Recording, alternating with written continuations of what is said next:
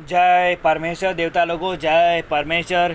यह बनिए बड़े जालसाज और बदमाश है, इससे अपनी चोरी को जाहिर नहीं होने देते हैं और रात दिन पाप करा रहे हैं, जिसका हाल चंद जगह किताबों में लिखा हुआ है।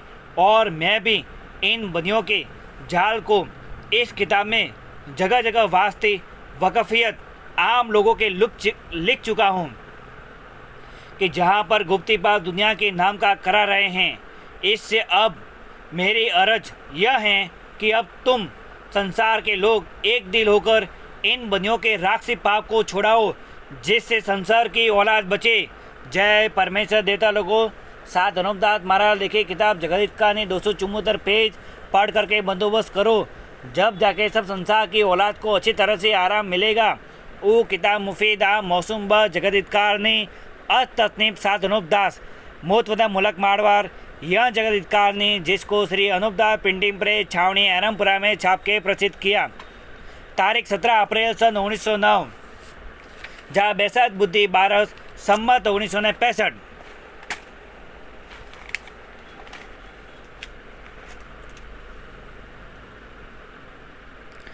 कि हम बनिए तमाम जान में अपना राज करें, पेज नंबर 110। इससे मैं आपको बार बार इन बनियों के जाल से वाकिफ करता हूँ कि यह बनिए लोभ ही लोभ में तमाम जान को गारत कर देंगे, परंतु यह महाजन लोग अलहदा के अलहदा रह जाएंगे। सो सब संसार को आपस में लड़ा के मार देवेंगे। इससे तमाम जान के लोग जल्दी एक दिल हो जाओ, जिसमें तमाम जान के लिए बेहतर है, नहीं तो तमाम जान की औलाद रहने की नहीं है। और अपने हिंदुस्तान में तो सरपंच तुम अंग्रेजी हो। इससे मैं सात अनुपदास हाथ जोड़ के अर्ज करता हूँ कि इन सौदागर महादान के जाल की पहचान करो और इनके जाल को छुड़ाने का बंदोबस्त जल्द करो। और यह भी समझने की बात है कि इन बनियों के जाल की किसी जात में खबर नहीं है कि यह बनी हमको जाल से मारते हैं, तो भी हिंदू मुसलमान इन बनियों का किस कदर दिल रखते हैं कि जैसे बच्चे अपने माँ बाप का दिल रखते हैं और माँ बाप बच्चों का दिल रखते हैं, उसी तरह से हिंदू मुसलमान इन बनियों का दिल रखते हैं। सो दुनिया में सभी जानते हैं और कहते हैं कि बनिए माई बाप है, क्योंकि बादशाहों ने इन सौदागरों को ऐसी पदवी दी है कि पहले शाह और पीछे बादशाह का। सो यह बात काबिल ख्याल करने के हैं कि यह सौदागर महाजन नान किरोड़ा तरह के जाल जाहिर करते हैं, तो भी राजा बादशाह और रैयत इन सौदागरों को ही सच्चा जानते हैं कि जिससे शाह की पदवी इन सौदागरों को बख्श रखी है कि जो आगे बाप का नाम आता है और बाद में बेटे का।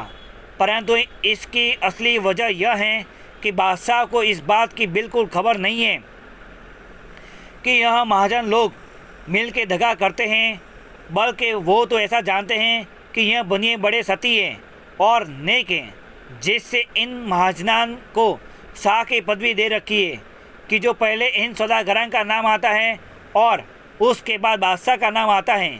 सो यह बात काबिल गौर करने के हैं कि राजा बादशाह के इन सौदागरों का इस तरह से लाड रखते हैं और कहते हैं कि जहाँ सौदागर महाजनान नहीं वहाँ राज नहीं।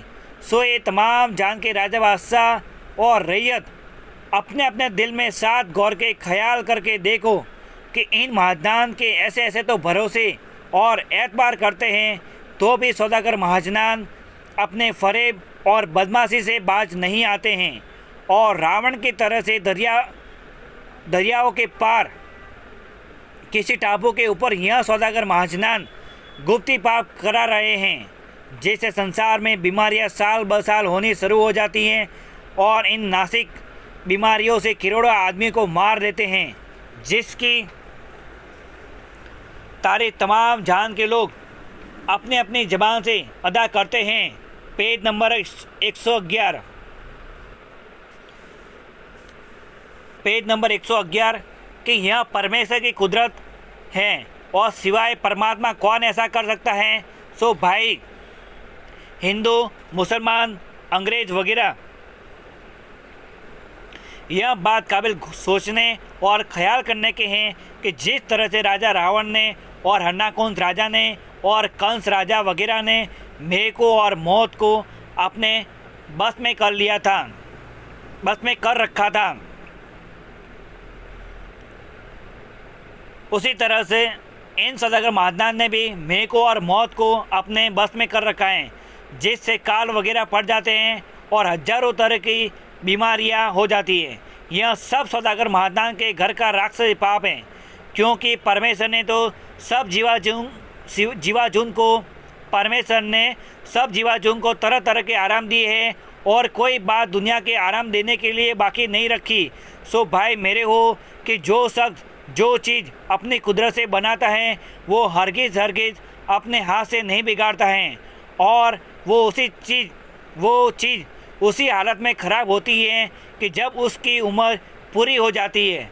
परंतु अब कोई इस बात को गौर करो कि जब दिन बाहर के आते हैं तो झाड़ वनस्पति वगैरह उस जंगल बयाबान में जहाँ वनस्पति के सिवाय दूसरी चीज़ों का नाम नहीं होता, तो वो कैसे सुहावने और अच्छे दिखलाई देते हैं।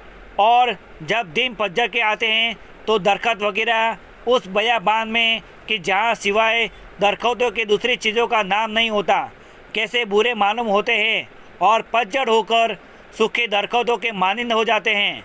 परंतु पत्ते पीले जरद होकर और उम्र पाके गिरते हैं, और बगैर उम्र पूरी होने के एक पत्ता भी दरख्त की डालियों में से हरगिज़ नहीं गिर सकता है। हाँ, ऐसा अलबत्ता हो सकता है कि अगर कोई आदमी हाथ से पत्तों को या डालियों को तोड़े तो बेशक कच्ची उम्र में तोड़ सकता है या राक्षसी पाप से तोड़ सकता है, कि जब दरख्तों वगैरह के नाम का राक्षसी पाप कराते हैं तो ज़्यादा हवा और आंधी वगैरह चल करके किरोड़ों दरख्त जड़ समेत उखड़ करके गिर जाते हैं, तो पत्तों का गिरना क्या मुश्किल है। परंतु यह राक्षसी पाप से हो सकता है, और राक्षसी पाप के चलाए बगैर और कोई भी ऐसा नहीं कर सकता है। और फिर आदमी की उम्र इसी तरह से है, क्योंकि बगैर पूरी उम्र के हरगिज़ नहीं मर सकता है, और ना धर्मिया में बगैर पूरी उम्र के ईश्वर मारता है। और अब जो साल ब साल करोड़ों आदमी कच्ची उम्र में ही मर जाते हैं, और यह ख्याल करने की बात है कि पहले सज्जन में क्या कोई और दूसरा मालिक था कि जो पूरी उम्र पाके मरते थे, और इस ज़माने में क्या मालिक दूसरा है जो पहले कैसी उम्रें नहीं होती हैं। सो खूब सोच लो कि इन बनियों का यह मतलब है कि पाप करा करा के संसार को मार देवे, और जब संसार थोड़ा रह जावे, जब सब वलायतों में हम अपना राज कर लेवे। जय परमेश्वर देवता लोगों। साथ हनुमदास महाराज लिखी किताब जगत कहानी 274 पेज पढ़ करके बंदोबस्त करो, जब जाके सब संसार की औलाद को अच्छी तरह से आराम मिलेगा। साथ हनुमदास महाराज लिखी किताब जगत कहानी 274 पेज, छावनी एरमपुरा सिंहवत 307027, मोबाइल नंबर 8905653801। जय परमेश्वर देवता लोगों, जय परमेश्वर। सो इस बात का इंसाफ किया चाहिए। इंसाफ करने से खुद मालूम हो जाएगा कि दुनिया में जितनी भी खराबियाँ और कम उम्र में जो मौत हो जाती है, यह सब बंदियों के राक्षसी पाप से होती है। जय परमेश्वर।